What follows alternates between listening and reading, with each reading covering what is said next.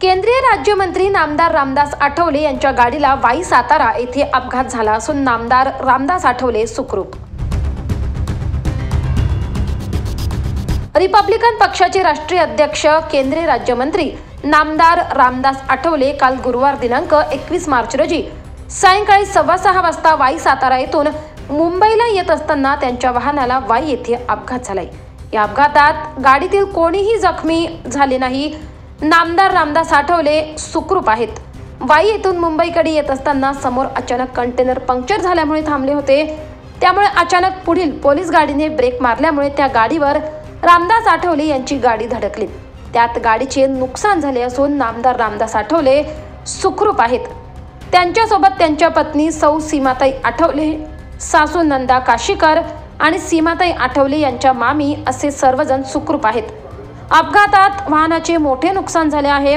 दुसऱ्या वाहनाने नामदार रामदास आठवले मुंबईकडे रवाना झाल्याची माहिती रिपाईचे सातारा जिल्हाध्यक्ष अशोक गायकवाड यांनी दिली आहे। अपघाताचे वृत्त कळल्यानंतर देशभरातून आठवलेंच्या चाहत्यांचे, कार्यकर्त्यांचे फोन येत आहेत। याबाबत कोणीही काळजी करू नये। संघर्ष नायक नामदार रामदास आठवले हे सुखरूप असल्याचे त्यांच्या पत्नी सौ सीमाताई आठवले यांनी कळवले आहे।